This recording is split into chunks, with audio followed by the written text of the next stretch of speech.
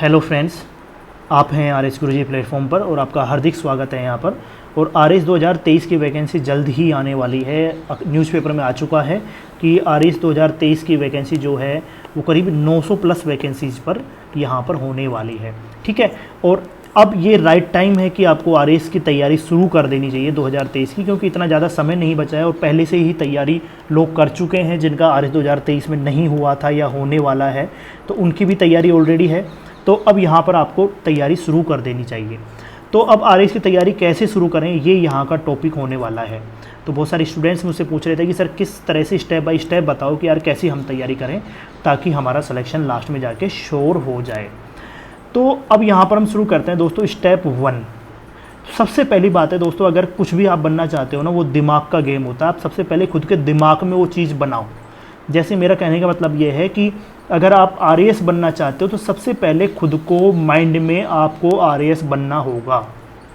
आपको खुद की personality as a R S की तरह देखनी होगी, आर एस की तरह बनानी होगी, आर एस की तरह ही आपको सोचना होगा। इस तरह की आपको तैयारी करनी है। तो सबसे पहले मेंटल प्रिपरेशन ज़रूरी है यहाँ पर, जो मैंने किया था। जैसे मैंने प्लान किया कि यार मुझे आर एस की तैयारी करनी है, तो अब मैंने कोई कोचिंग तो ली नहीं है, तो मैंने सबसे पहले यही प्रोसेस अपनाया कि यार मुझे आर एस की तैयारी करनी है, तो मुझे किस तरह से तैयारी करनी होगी। तो देखो, कोई भी एग्ज़ाम होता है ना, एग्ज़ाम सारे ही ईजी हैं, कोई भी एग्ज़ाम इतना टफ नहीं है, बशर्ते आप उस एग्ज़ाम के अकॉर्डिंग बन जाओ। मतलब खुद की पर्सनैलिटी उस एग्ज़ाम के अकॉर्डिंग अगर आपने बना ली तो आप वो एग्ज़ाम क्लियर कर सकते हो। चाहे आर एस का एग्ज़ाम हो, चाहे आई ए एस का एग्ज़ाम हो। अगर आर एस का एग्ज़ाम मैं क्लियर कर सकता हूँ, तो अगर मैं सोचता कि आई ए एस के एग्ज़ाम मुझे देना है, तो चाहे उसमें टाइम ज़्यादा लग जाता, लेकिन डायरेक्शन वही रहती जो मेरी आर एस की तैयारी की थी। मतलब मेहनत थोड़ी ज़्यादा हो सकती है आई ए एस के लिए, लेकिन डायरेक्शन तो मेरी वही थी जो आर एस के लिए होती। मतलब ठीक है, तो एक तरह से आपको एटीट्यूड आपका उस तरह से डेवलप करना होता है। इसको बोलते हैं मेंटल प्रिपरेशन। तो मेंटल प्रिपरेशन कैसे हैं? सबसे पहली बात है कि यार देखो, यहाँ पर मेंटल प्रिपेयर ये रहना है कि आपको इम्पोर्टेंट टाइम जो है ना आपका इसमें लगने वाला है। और इम्पोर्टेंट टाइम कितना है? 1-2 साल की तैयारी है। ये कोई 2 महीने की, 4 महीने की, 6 महीने की तैयारी नहीं है। आपने रीट का एग्ज़ाम दे दिया, या फिर आपने LDC का एग्ज़ाम दे दिया, या फिर इवन मैंने भी जो एग्ज़ाम्स दिए हैं वो सारे एग्ज़ाम्स, ऐसा नहीं है कि यहाँ पर वो 5-6 महीने में आपका सिलेक्शन हो जाएगा। 1-2 साल की तैयारी होती है, और यहाँ पर बस वो धैर्य, पेशेंस आपका ज़रूरी होता है, कंसिस्टेंसी ज़रूरी होती है, वो सारी चीज़ें यहाँ पर ज़रूरी होती है। तो इम्पोर्टेंट टाइम यहाँ पर आपका लगने वाला है। सबसे पहले तो इसके लिए प्रिपेयर्ड होना है कि आप इसके लिए प्रिपेयर हो या नहीं हो। अभी कई बार क्या होता है कि जैसे हमारा सामने ऐसा कोई काम आ रहा होता है, या फिर हम फिजिकली इतना, मतलब हमारी हेल्थ इतनी अच्छी नहीं होती है कि हमको थोड़ा सा प्रॉब्लम रहती है 1-2 साल तक के लिए। तो सबसे पहले तो उसको क्योर करना ज़रूरी है। पहले खुद को तैयार करो उस चीज़ के लिए कि यार 1-2 साल तक की मुझे यहाँ पर तैयारी लगने वाली है, पहले से लेके चलो। नेक्स्ट दोस्तों, यहाँ पर देखो सिलेबस बहुत ज़्यादा लेंथी है, बहुत सारी चीज़ें आपको पढ़ने को मिलेंगी। करीब 23 सब्जेक्ट तो यहाँ पर मेंस में ही हैं, और प्री की अगर बात करें तो 7-8 सब्जेक्ट हैं। लेकिन यहाँ पर प्री में इतना सारा डेटा आपको याद करना पड़ता है। जैसे 150 क्वेश्चन यहाँ पर आते हैं, तो 150 का मतलब ये मान के चलो कि करीब 500-600 टॉपिक्स आपको यहाँ पर करने पड़ते हैं, तब जाके ये 150 क्वेश्चन आपको सोल्व कर पाते हैं आप लोग। तो अब 23 सब्जेक्ट हैं, 23 सब्जेक्ट में एक में भी करीब 50-50, 100 टॉपिक हैं। तो टोटल मिला के अगर देखा जाए तो यहाँ पर 1500 के आसपास टॉपिक्स बन जाते हैं जो आपको पढ़ने पड़ेंगे। और 1500 टॉपिक्स का देखो आपको पढ़ना भी पड़ेगा, प्लस उसके नोट्स भी बनाने पड़ेंगे, प्लस उसकी आंसर राइटिंग भी करनी पड़ेगी, प्लस उसके फैक्ट्स भी याद रखने पड़ेंगे, प्लस उसका रिवीजन भी 3 बार करना पड़ेगा। तो इतना सारा काम जब आप कर लोगे, लास्ट में जाके प्रेजेंटेशन भी आपको देखना है, तो ये सारा कुछ आप कर लोगे, तब जाके आपका सिलेक्शन की संभावनाएं बनेंगी। ऐसा नहीं है सिलेक्शन हो ही जाएगा, सिलेक्शन की संभावनाएं बनेंगी। तो इस चीज़ के लिए भी आपको पहले से प्रिपेयर्ड रहना है। ऐसा नहीं है कि हम आगे किसी के बहकावे में या किसी को देखकर हम बन गए और आके हम फिर यहाँ पर 10 से 15 दिन में, 20 दिन में, एक साथ फेड आउट हो गए। ऐसा नहीं होना चाहिए। ये थोड़ा सा आपको पहले से ही ध्यान रखना है। लेकिन इसका पॉजिटिव साइड ये है कि आपको इतनी सारी चीज़ें जानने को मिलेगी। आपकी पर्सनैलिटी एकदम चेंज हो चुकी होगी जब भी आप ये पढ़ोगे। ठीक है, तो आपकी पर्सनैलिटी एकदम चेंज हो जाएगी, आपका व्यक्तित्व तो एकदम चेंज हो जाएगा। आपको इतना सारा कुछ सीखने को मिलेगा कि आप 10 लोगों में बैठोगे तब भी आप इन चीज़ों पर बोल सकते हो। तो पॉजिटिव नेगेटिव पहले से ही है, मैं आपको बस मेंटली प्रिपेयर करने की बात कर रहा हूँ। दूसरा है कि आपको यार 5-6 घंटे डेली आपको पढ़ना है। चाहे आप 21 साल के हो, चाहे आप 31 साल के हो, चाहे आप 35 साल के हो, चाहे 40 साल के हो। 40 साल तक एग्ज़ाम दे सकते हैं ना यहाँ पर। तो 21 से लेकर 40 साल तक चाहे कोई भी हो आप, लेकिन 5-6 घंटे आपको डेली पढ़ना ही पड़ेगा। ये आपको निकालना पड़ेगा। इसके लिए आपको मेंटली प्रिपेयर होना है। दूसरा एक चीज़ ये भी है कि यार दोस्तों, कई बार क्या होता है, यहाँ पर देखो ब्रिटल मतलब एक कड़वा सत्य है कि 5-6 लाख यहाँ पर बैठते हैं, 5-6 लाख यहाँ पर एग्ज़ाम देते हैं, उसमें से प्री निकलता है 15,000 का, उसमें से मेंस, फिर उसके लिए मेंस के लिए बुलाया जाता है, उनको 15,000 को बुलाया जाता है, फिर मेंस क्वालिफाई करने के बाद में 3,000 को इंटरव्यू को लिए बुलाया जाता है, और फाइनली सेलेक्ट होते हैं 1,000। और वहाँ पर भी 1,000 में से देखो 90% 80% लोग जो हैं 700-800 कैंडिडेट तो वो मिलेंगे जो ऑलरेडी सर्विस में होंगे, ठीक है। तो वो चाहते हैं कि यार उनको टॉप वाली पोस्ट मिले। टॉप वाली पोस्ट कितनी होती है, जब 200 टॉप 200 में आते हो ना तब आपको टॉप वाली पोस्ट मिल पाती है। तो आप ये देख लीजिए 5-6 लाख में से आपको टॉप 200 में आना है, तो इसके लिए आपको दोस्तों 1 से अधिक अटैम्प्ट भी लग सकते हैं। तो आपको मेंटली प्रिपेयर रहना है। यहाँ पे पहले से आपको पता है 2 से 3 साल यहाँ पर एग्ज़ाम के लिए लग जाते हैं एक वैकेंसी कंप्लीट होने में। तो करीब 4-5-6 साल की तैयारी ये हो सकती है आपकी, बुरा मत मानना, लेकिन ये सत्य बात है। बहुत से कम स्टूडेंट होंगे जब इस चीज़ को क्वालिफाई कर पाएंगे। बाकी तो क्या होता है यहाँ पे 1 से अधिक अटैम्प्ट हो जाते हैं। जैसे मैंने भी 1 या 2 अटैम्प्ट दिए थे या दे रहा हूँ मैं, तो उस केस में क्या होता है कि आपको मतलब ये 1 से 2 अटैम्प्ट जब आपको लगते हैं तो वहाँ पर इतना पेशेंस रखना आपके लिए बहुत ज़्यादा टफ हो जाता है। कोई भी एग्ज़ाम, जैसे मान लो आपने राजस्थान की कोई टीचिंग एग्ज़ाम की आपने तैयारी करी, अब टीचिंग एग्ज़ाम में क्या हुआ, आपने तैयारी करी 6 महीने की, 6 महीने की तैयारी करी, आपका सिलेक्शन हो गया।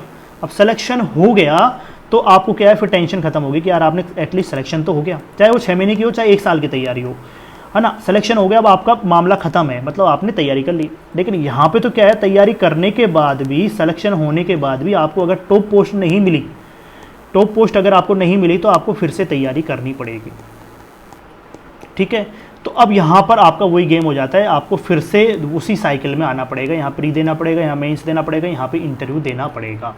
ऐसा नहीं है रैंक आपकी आ गई तो आपको ठीक पोस्ट मिलेगी, आप सिलेक्शन के बहुत पास आ गए, वो सारी चीज़ें हैं। लेकिन फिर से अगर आपको अच्छी रैंक इंप्रूव करनी है तो यहाँ पर फिर से प्री देना पड़ेगा।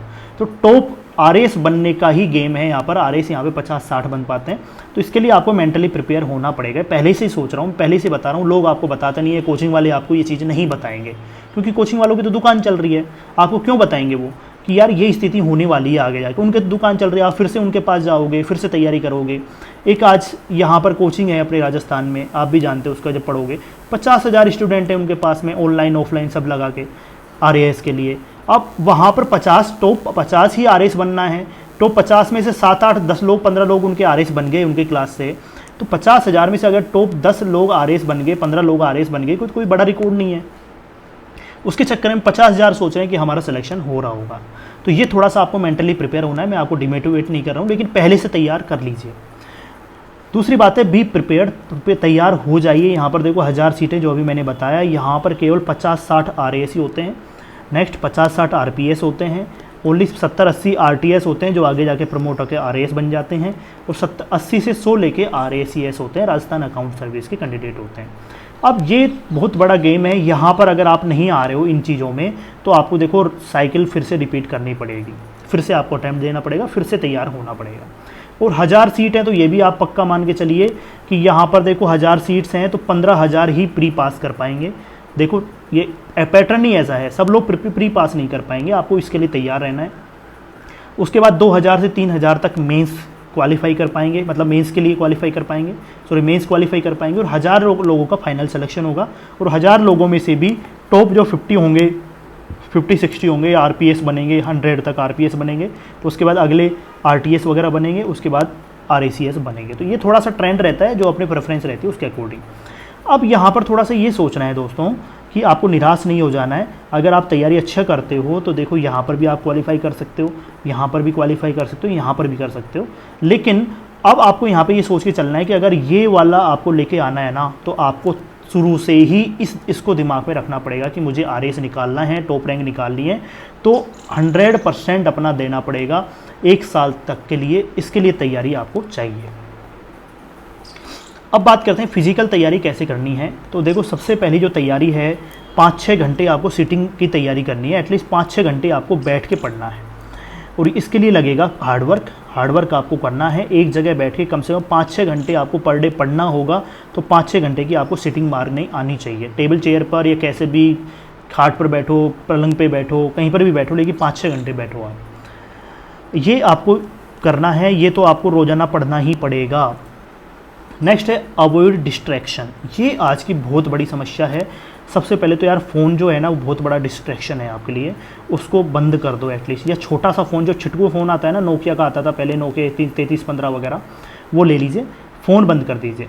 नेक्स्ट है सोशल मीडिया। सोशल मीडिया यार बहुत ज़्यादा प्रॉब्लम कर रहा है आजकल, चाहे वो व्हाट्सएप हो, फेसबुक हो, टेलीग्राम हो, कुछ भी हो। मतलब टेलीग्राम तो नहीं, टेलीग्राम पे कुछ ढंग की चीज़ें आ जाती हैं, लेकिन सोशल मीडिया का बस आपको तैयारी के यूज़ में ही लेना है।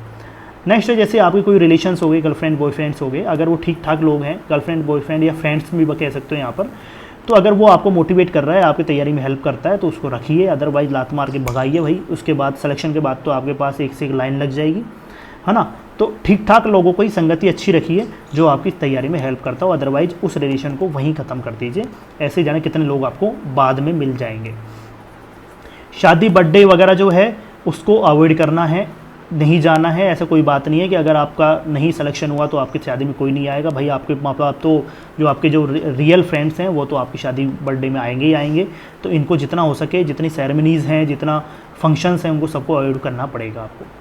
आउटिंग अगर बार बार आप जा रहे हो फ्रेंड्स के साथ में, मूवी देखने जा रहे हो, ये करने जा रहे हो, वो करने जा रहे हो, तो वो सारा कुछ आपको यहाँ पर साल डेढ़ साल के लिए छोड़ना पड़ेगा, इसके लिए तैयार होना पड़ेगा। नेक्स्ट है थिक स्किन। थिक स्किन का मतलब ये होता है कि मोटी चमड़ी रखनी पड़ेगी कि यार कोई भी आपको अगर डिमोटिवेट कर देता है कि यार तू तैयारी क्यों कर रहा है, क्या मतलब है, तेरा सिलेक्शन नहीं होगा यार, पहले से इतने सारी कम वैकेंसीज आती हैं और तू क्या आरएस बन जाएगा भाई, तू अभी तूने एलडीसी का एग्ज़ाम तो निकाला नहीं है, तू कहाँ से आरएस बन जाएगा। तो उन लोगों को लात मार के बाहर भगाइए, उन लोगों से बात करना बंद कर दीजिए कि भाई तू तेरा काम कर, मैं मेरा काम कर रहा हूँ, तू अपने मस्त रहे, मैं मेरा मस्त हो रहा हूँ, हाँ। दूसरा है कोई बेवजह अपेक्षा करे कि यार कोई बहुत सारे लोग आपसे जुड़ जाते हैं। जब आपको लगता है ना कि यार आप आरएस की तैयारी कर रहे हो, आरएस बन सकते हो, तो बहुत सारे, चाहे वो हो सकता है कोई आप लड़के हो तो लड़कियां जुड़ जाती हैं, लड़की हो तो लड़के जुड़ जाते हैं, आपके मित्र जुड़ जाते हैं, आपके गांव में से जुड़ जाते हैं, यार कल को आरएस बन गया तो यार हो सकता है हम शादी कर लें इससे, या आगे हमको काम आ सकता है। और अगर वो आपको कोई फ़ायदा नहीं कर रहे हैं, फ़ायदा इनसे देखो यहाँ पर जो भी काम करना है ना अपनी तैयारी के लिए करना है आपको। अगर कोई रिलेशन हो गया, कोई बुक हो गया, कोई 1 घंटे भी आप समय लगा रहे हो या फ़ोन भी यूज ले रहे हो, तो आपको तैयारी में हेल्प करे ना, उस चीज़ को अपने पास रखो। और जो हेल्प नहीं करे उसको लात मार के बाहर भगाओ, साल डेढ़ साल 2 साल के लिए। बाद में सारी चीज़ें निभा लेना, सोशल सारे काम कर लेना, लेकिन जो आपको प्रॉब्लम क्रिएट कर रहे हैं उनको भगाओ भाई अपने यहाँ से, ठीक है। कोई ऐसा भी हो जो खजूर पे चढ़ा देगा आपको, मतलब बोल बोल के यार तू तो आरएस बन ही जाएगा, तेरे तो इतनी अच्छी हैंड राइटिंग है, तू तो इतना अच्छा दिखता है, तू तो इतना अच्छा पढ़ता है, ठीक है, ऑलरेडी तेरी तो रैंक लग गई है, तूने तो 2 एग्ज़ाम निकाल लिए हैं, तेरा सिलेक्शन नहीं होगा तो किसका होगा। तो ऐसे जो खजूर पे चढ़ा रहा है ना बेमतलब, वो आपको समझ आ जाएगा, उनको अवॉइड कीजिए। तो ये थिक स्किन रखनी है। कोई भी कुछ भी बोले, पॉजिटिव नेगेटिव कुछ भी है, अपने को खुद की औकात देखनी है कि अपने को क्या करना है, वो मेन चीज़ यहाँ पर रहने वाली है। एक इम्पोर्टेंट चीज़ है हेल्थ। देखो हेल्थ यहाँ पर मैं लिख देता हूँ, हेल्थ बहुत इंपॉर्टेंट है। आपको जंक फूड नहीं खाना है, आपको टाइम टू टाइम भोजन करना है, आपको थोड़ा सा फ्रूट्स वगैरह लेने हैं, आपको ज़्यादा खाना नहीं खाना है, क्योंकि लास्ट में जाके जब आप इंटरव्यू देने जाओगे तब तक आप एक साल बाद आप जा रहे होगे, वहाँ पर 6 से 8 घंटे आप तैयारी कर रहे हो, तो आप हेल्दी हो चुके होगे, आपका वेट बढ़ चुका होगा। और जब आप इंटरव्यू में जाओगे तो देखो वहाँ पे पर्सनैलिटी का फ़र्क तो पड़ता ही है। जो मोटे लोग होते हैं ना उनको देखो नंबर कम आते ही आते हैं। मोटे लोग जो हेल्दी नहीं हैं, जिनकी हेल्थ बिगड़ी हुई है, जिनकी पर्सनैलिटी अच्छी नहीं लगती, उनके देखो नंबर कम आते ही आते हैं। 5 से 10 नंबर 20 नंबर कम फ़र्क पड़ता है। और अगर जिसकी पर्सनैलिटी अच्छी है, चार्मिंग पर्सनैलिटी है, उसके नंबर अच्छे आते हैं। ये तो नो डाउट, ये चाहे कहीं पर भी हो। कोई भी आपको एसडीएम ऐसा जो मोटा मोटा आदमी अजीब सा लगेगा, वो आपको अच्छा नहीं लगेगा। मैं ऐसा नहीं कह रहा हूँ कि कोई हेल्दी आदमी है तो इसको क्वालिफाई नहीं कर सकता। मेरी कोशिश ये है कि आप जो हो आप उसको मेंटेन करके चलना है, खुद की हेल्थ अच्छी रखनी है, फेस पे चमक होनी चाहिए, है ना। कोशिश कीजिए कि जितना ज़्यादा हो सके खुद को मेंटेन करके चलें। अब तैयारी से पहले तैयारी की बात आती है। तैयारी से पहले तैयारी क्या करनी है, तो यहाँ पर देखो तैयारी शुरू करने से पहले आपको एग्ज़ाम का एनालिसिस करना है। आपको यहाँ का सिलेबस देखना है कि आप प्री और मेंस का सिलेबस क्या है, उसका पैटर्न क्या है, किस तरह से क्वेश्चन पूछे जा रहे हैं, 2 मार्क्स के, 5 मार्क्स के, 10 मार्क्स के। और मैथ्स रीजनिंग में मैथ्स और रीजनिंग के क्वेश्चन प्री में कैसे आ रहे हैं, या हिंदी और इंग्लिश के क्वेश्चन किस तरह से पूछे जा रहे हैं, तो उसका पैटर्न आपको पता होना चाहिए। उसके बाद में आपको दोनों के आधार पर आपको PYQ का एनालिसिस करना है कि यार पैटर्न तो हमने पता कर लिया, सिलेबस भी हमने पता कर लिया, अब यहाँ पर PYQ किस तरह के पूछे जा रहे हैं दोनों से, प्रीवियस ईयर्स के क्वेश्चन। अब जब आप प्रीवियस ईयर्स के क्वेश्चन आप समझ लोगे, सिलेबस पर समझ लिया, पैटर्न समझ लिया, देन आपको मटेरियल ढूंढना है, मटेरियल की तैयारी करनी है कि यार मटेरियल हमको क्या चूज करना है जो इन तीनों की रिक्वायरमेंट फुलफिल कर दे। देखो ऐसा मटेरियल जो आप चाहे 1000 पेज का हो चाहे 500 पेज का हो, और अगर तीनों चीज़ों का कंटेंट वहाँ पे नहीं मिल पा रहा है तो फिर वो कोई काम का नहीं है। नेक्स्ट एक चीज़ यहाँ पर ये भी बताऊँगा मैं कि यार अगर सिलेबस पैटर्न और PYQ में अगर कोई मटेरियल जो है वो 100 पेज का है और कोई मटेरियल अगर 200 पेज का है, और ये वाला जो मटेरियल है ये आपका 90% कवर कर रहा है और 200 पेज का मटेरियल आपका 100% कवर कर रहा है, तो मैं कहूँगा कि आप इस 100 पेज को पढ़िए। पहले 100 पेज वाला काम कवर कर लीजिए, 90% पहले कवर कीजिए। 100% वाला एग्ज़ाम ये नहीं है, ये एग्ज़ाम सिर्फ 50% वाला है। 90% वाला जैसे ही आप कवर करोगे वहाँ पर एग्ज़ाम में लिख के आओगे 70%, और वहाँ पर आपके फाइनल नंबर आ रहे होंगे 55% और आप टॉप कर जाओगे, क्योंकि आवश्यकता तो 50% की है। यहाँ पर आपके 55% नंबर आए, आप टॉप कर जाओगे, ये ध्यान रखना है आपको। ठीक है, जैसे 800 में से हमारे साथ में जो मुक्ता राव मैम थी, उनके 450 के आसपास नंबर थे, 449 नंबर थे, तो लगभग 50% के आसपास हो रहे हैं, 55% के आसपास, और उन्होंने टॉप कर दिया। तो सेम एनालिसिस वही है, ऐसा कंटेंट ढूंढो जो आपका 90% रिक्वायरमेंट पूरी कर दे और आपको कम पढ़ना पड़े, ये आपको थोड़ा सा यहाँ पर ध्यान रखना है।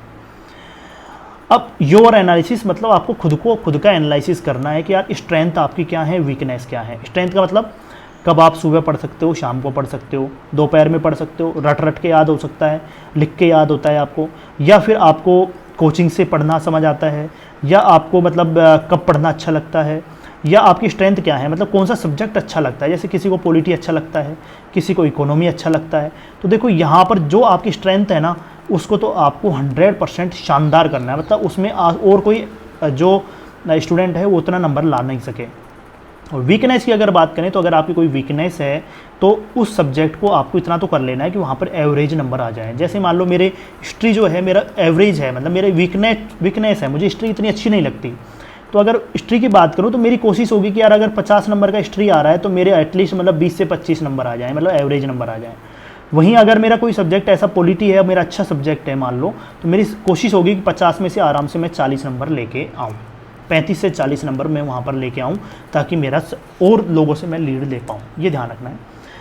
नेक्स्ट है कोचिंग आपको लेनी है नहीं लेनी, इसकी अभी जस्ट बाद में हम डिस्कशन करेंगे, लेकिन फिर भी कोचिंग के बारे में भी आपका खुद को एनालिसिस करना पड़ेगा कि आपकी पर्सनल प्रॉब्लम्स क्या हैं, आपकी वीकनेस क्या है, आपकी रिक्वायरमेंट्स क्या हैं। ये आपका पर्सनल डिसीजन है, बिना कोचिंग के भी लोगों की सिलेक्शन होता है, मैंने खुद ने लिया हुआ है, और ऐसे कोचिंग की कोई रिक्वायरमेंट नहीं है, और ऐसा है भी नहीं कि मैंने कोचिंग से कोई फ़ायदा लिया ही नहीं है। कोचिंग्स में मैंने टेस्ट सीरीज भी दी हैं, कोचिंग्स में मैंने मॉक इंटरव्यूज़ भी दिए हैं, कोचिंग्स वाले मेरे दोस्त भी रहे हैं, लेकिन मैंने कोचिंग में पैसा बर्बाद नहीं किया कि लाख 1.5 लाख रुपये मैं फ़ीस दे रहा हूँ, लेकिन वहाँ का कंटेंट भी मैंने यूज़ लिया है। जॉब और वर्किंग, ये आपको देखना है कि यार आपकी जॉब है या वर्किंग है तो उसके अकॉर्डिंग आपकी क्या स्ट्रेटेजी होनी चाहिए, वो आपको खुद का एनालिसिस करना है कि उसके अकॉर्डिंग आपका टाइम क्या रहेगा। इकोनॉमिक कंडीशंस क्या है वो भी आपको देखनी पड़ेंगी आपकी, कि आप कोचिंग लेने में समर्थ हो या नहीं हो। वैसे इकोनॉमिक कंडीशंस किसी तैयारी में कोई बाधा नहीं बनती, आरएस बनने में कोई बाधा नहीं बनती। नेक्स्ट है लोकेशन भी आपको देखनी पड़ेगी कि यार आपकी लोकेशन क्या है। अगर जयपुर के आसपास है, कहीं पे है, वहाँ पे कोचिंग्स वगैरह हैं, फैसिलिटीज़ है, तो वहाँ पे आप टेस्ट दे सकते हो। अगर अदरवाइज ऑनलाइन ऑफलाइन आप दे सकते हो। तो ये आपका खुद का एनालिसिस है। नेक्स्ट हम बात करते हैं सराउंडिंग्स की। देखो फैमिली, फ्रेंड्स, ऑफिस या गर्लफ्रेंड बॉयफ्रेंड या फ्रेंड्स वगैरह जो भी हैं आपके सारे, तो देखो वो आपको फिर मैं कहूँगा कि आपकी तैयारी में अगर कोई हेल्प कर रहा है तो उससे आप बात करो, और अगर तैयारी में हेल्प नहीं कर रहा है, आपको डिमोटिवेट कर रहा है, या आपकी तैयारी में आप कंसंट्रेट नहीं कर पा रहे, फोकस नहीं कर पा रहे, तो कोशिश कीजिए उनसे दूरी बना लीजिए। ये एग्ज़ाम के बाद में खूब सारे लोग मिल जाएंगे, खूब सारा आपके पास टाइम रहेगा, आप आराम से उनके साथ में टाइम बिता सकते हो। तो यहाँ पर मेनली आपकी जो सराउंडिंग्स कैसी है उसके अकॉर्डिंग आपकी मेंटल स्टेज डिपेंड करेगी, और इनको कोशिश कीजिए कि ये आपकी तैयारी में सहायक हो। चाहे वो आपको प्रेशर, बहुत सारा प्रेशर रहता है, वहाँ पे फ्रेंड्स वगैरह आपके काम आते हैं प्रेशर लूज करने में, प्रेशर कम करने में, स्ट्रेस कम करने में, दूर भगाने में। फैमिली आपको खाना वाना बना के टाइम टू टाइम दे सकती है, आपका ख्याल रख सकती है। ऑफिस वाले जो हैं वो आपको आपका जो स्ट्रेस है या आपकी इकोनॉमिक कंडीशंस है उसको आप बियर आउट करने के लिए ये सारी चीज़ें ज़रूरी हो जाती हैं, पर इनको आपको कंट्रोल करना है कि आपकी तैयारी में बाधा नहीं बने। नेक्स्ट बात करते हैं कि यार कैसे स्टार्ट करना है, हाउ टू स्टार्ट तैयारी। अब आपकी तैयारी से पहले तैयारी मैंने सारी चीज़ें बता दी, आप मेंटली भी प्रिपेयर्ड हो गए, आप फिजिकली भी प्रिपेयर्ड हो गए, तैयारी से पहले की तैयारी आपने कर ली। अब आपको स्टार्ट कैसे करना है तैयारी। सबसे पहले तो आपको क्या करना है, आरपीएससी की वेबसाइट पे जाना है। आरपीएससी की वेबसाइट पर जाकर आपको डाउनलोड कर लेना है क्या, आरएएस का सिलेबस पिछले साल का, ठीक है, और उसको प्रिंट कर लेना है। प्रिंट कितना करना है, 3 से 4 कॉपी में प्रिंट करना है, 3-4 कॉपी प्रिंट करवा लो सिलेबस की। और इसको क्या है, लर्न करना है, याद करना है, इस सिलेबस को 4-5 बार देखना है, 5-7 बार। इसको 5 दिन दिए हैं मैंने, अगर आपने 5 दिन दे दिए ना तो आगे के हो सकता है 1-2 अटैम्प्ट आपके बच जाएं, ये ध्यान रखना, बहुत बड़ा इंपॉर्टेंट है। इसको बच्चे कोचिंग कर लेते हैं साल भर, लेकिन उनको सिलेबस का पता नहीं होता कि उनके सिलेबस में क्या क्या है, टीचर ने क्या पढ़ा दिया, टू द पॉइंट पढ़ाया है, या टीचर ने किसी सब्जेक्ट को बहुत ज़्यादा पढ़ा दिया, किसी सब्जेक्ट का उनके पास कंटेंट ही नहीं है। तो ये ध्यान रखना है, सबसे पहले डाउनलोड करके प्रिंट ले लो 3-4 कॉपी, उसको बार बार याद करो। 5 दिन तक आपको ये काम करना है, आज से ही आपको ये काम करना है।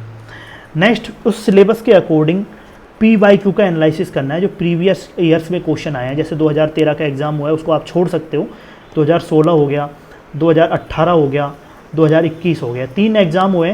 तीनों एग्ज़ाम के अपने प्रीवियस ईयर के क्वेश्चन पेपर जो है, या तो उनको डाउनलोड कर लो या फिर उनको क्या है प्रिंट करवा लो, और उनको 10 दिन तक आपको ये एनालिसिस करना है सिलेबस के अकॉर्डिंग। भाई इस सिलेबस, इस टॉपिक से क्या क्वेश्चन आया है, इस टॉपिक से क्या क्वेश्चन आया है, और क्वेश्चन पूछने का तरीका क्या है, कितने नंबर में पूछा गया है, वो सारा कुछ आपको यहाँ पर देख लेना है।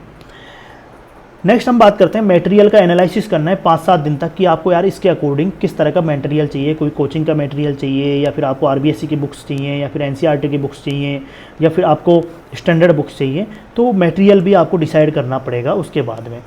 पर मेरा मानना ये है कि अगर आप तैयारी कर रहे हो तो आप किसी भी कोचिंग के नोट्स ले लीजिए, पहले नोट्स को पहले याद कर लीजिए, चाहे वो स्प्रिंग बोर्ड के हों, चाहे सम्यक के हों, चाहे भाटी आश्रम, आरएस उत्कर्ष वगैरह कहीं के भी हों, वो नोट्स ले लो, या तो नोट्स से तैयारी कर लो या फिर आरबीएससी की बुक से तैयारी कर लो। आरबीएससी की जो बुक्स हैं उससे तैयारी कर लो, किसी भी एक सोर्स से तैयारी कर लो, और उसके अकॉर्डिंग 5-7 दिन में वो सारा डिसाइड कर लो कि मुझे इस टॉपिक के लिए क्या पढ़ना है, इस टॉपिक के लिए क्या पढ़ना है। तो ये सारा इंपॉर्टेंट है, ये आपको यहाँ पर ये इस तरह से स्टार्ट करना है। आपको मटेरियल 5-10 दिन, 15 दिन, 1 महीना के आसपास इसमें आपको समय लगाना है। अब आपकी स्ट्रेटेजी क्या रहेगी, स्ट्रेटेजी आपकी रहेगी दोस्तों, सबसे पहले तो आपको देखो बिफोर नोटिफिकेशन, अभी नोटिफिकेशन आया नहीं है, अभी अपने पास कम से कम 2 महीने हैं, तो अब यहाँ पर केवल आप मेंस वाला कंटेंट ही पढ़िए। मेंस वाला कंटेंट मतलब जो केवल मेंस में आ रहा है, चाहे वो छोटे सब्जेक्ट्स हो गए, चाहे वो वर्ल्ड हिस्ट्री हो गया, चाहे वो हिंदी इंग्लिश हो गया, तो ये केवल 2 महीने में आपको मेंस वाला कंटेंट आपको पढ़ना है। मेंस वाला कंटेंट 2 महीने के अंदर अंदर आपको करना है, जो नोटिफिकेशन नहीं आए उससे पहले पहले ये काम करना है। जैसे आपके पास नोटिफिकेशन आ जाता है तो आपको क्या करना पड़ेगा, एग्ज़ाम से नोटिफिकेशन आने के बाद और एग्ज़ाम से 1 महीना पहले, जो प्री का एग्ज़ाम होता है उससे 1 महीने पहले आपको प्री और मेंस का कंबाइंड सिलेबस आपको करना पड़ेगा। प्री और मेंस का बहुत सारे सब्जेक्ट हैं, जैसे राजस्थान हिस्ट्री है, आर्ट एंड कल्चर है, इंडियन इकोनॉमी है, इंडियन पॉलिटी है, राजस्थान पॉलिटी है। जो कॉमन जो सिलेबस है ना, उसको आपको यहाँ पर करना पड़ेगा एग्ज़ाम से 1 महीने पहले। अब ये 2 महीने 3 महीने आपको यहाँ पर भी मिलेंगे, और उसमें आपको ये कंबाइंड सिलेबस कर लेना है। अब यहाँ पर बात करते हैं प्री से 1 महीने पहले क्या करना है। प्री से 1 महीने पहले से लेकर एग्जाम तक यहाँ पर आपको केवल प्री का सिलेबस, जैसे मैथ्स रीजनिंग आता है और क्या आता है करंट अफेयर्स, तो मैथ्स रीजनिंग और करंट अफेयर्स प्लस जो भी ऐसे टॉपिक है जिनके फैक्चुअल डेटा है, फैक्चुअल डेटा जो है वो यहाँ पर आपको पढ़ना है प्री के लिए 1-1.5 महीने पहले। इसको 1.5 महीना भी कर सकते हो, अगर आपको लगता है कि यार इतना कर नहीं पाओगे तो प्री से पहले आपको ये टेस्ट लगाने हैं। साथ में जो प्री का जो 40 नंबर का जो क्वेश्चन है, 40 क्वेश्चन जो आएंगे मैथ्स रीजनिंग और करंट अफेयर्स, उनको आपको 1 महीने पहले यहाँ पर करना पड़ेगा। तो ये आपकी स्ट्रेटेजी होनी चाहिए। आफ्टर प्री आपको क्या करना है, मेंस की आंसर राइटिंग पर फोकस करना है, क्योंकि यहाँ पर आपका मेंस और प्री का सिलेबस हो चुका है, और यहाँ पर रिवीजन करना है, मेंस की आंसर राइटिंग का करना है, और प्लस नोट्स भी बनाने हैं मेंस के लिए, ये ध्यान रखना है आपको।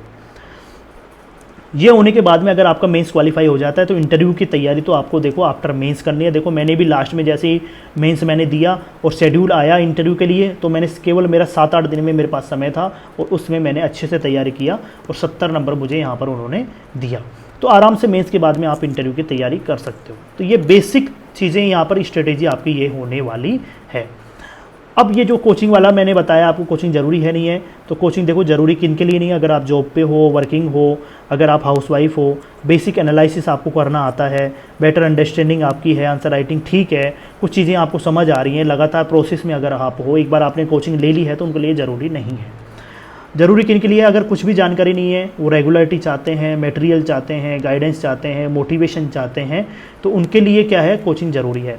लेकिन फिर भी मैं फाइनल आपको बताऊँगा, देखो कोचिंग करने के बाद में कोचिंग आपको 50% तक तैयार कर सकती है। वो आप खुद भी कर लो चाहे कोचिंग कर लें, लेकिन 50% से अगर आपको 90% तक कंटेंट तक पहुंचना है खुद की तैयारी में या फर्स्ट रैंक लेके आनी है, तो वहाँ पर सेल्फ स्टडी या खुद की मेहनत ही काम आती है। कोचिंग से अगर आप कोचिंग का कंटेंट मटेरियल पढ़ते हो, कोचिंग का गाइडेंस लेते हो, तो वहाँ पर आपकी 700-800 से लेकर 1000 तक रैंक आ सकती है आपकी। लेकिन अगर आप टॉप पर आना चाहते हो, टॉप पर आने का मतलब यह है कि एक्स्ट्रा अगर आपको 100 नंबर लेके आना है, तो वो आपकी खुद की मेहनत से लेके आओगे। और वो खुद की मेहनत जो है ना, वो इम्पोर्टेंट है और वो ही आपका सिलेक्शन दिलाएगी। अदरवाइज़ यहाँ पर तैयारी करने का कोई सेंस नहीं है अगर आप टॉप पोस्ट अगर प्रॉपर पोस्ट में नहीं आते हो तो। हाँ, जिनके पास जॉब नहीं है वो यहाँ पर तैयारी करना चाहिए, उनको किसी भी पोस्ट के लिए तैयारी करनी चाहिए। लेकिन ऑलरेडी अगर जॉब में है तो RAS, RPS, RTS, account service, ये थोड़ी ठीक सर्विस मानी जाती है 200-250 रैंक तक, तो उनके लिए आपको प्रिपेयर करना चाहिए। तो अगर आपकी अभी तक कोई क्वेरीज़ हैं, जो आपको अगर क्वेरी कोई क्वेश्चन आ रहा है तो मुझे यहाँ पर पूछ सकते हैं, मैं उसका आंसर आपको ज़रूर दूंगा। और आगामी जो वीडियोज़ रहेंगी वहाँ पर मैं आपको सब कुछ बताऊंगा कि यार नोट्स कैसे बनाने हैं, कैसे आपको मटेरियल देखना है, कोई चीज़ कहाँ से पढ़नी है, वो सारा कुछ मैं यहाँ पर आपको बताने वाला हूँ। तो मिलते हैं नेक्स्ट वीडियो में, तब तक के लिए जय हिंद, जय भारत।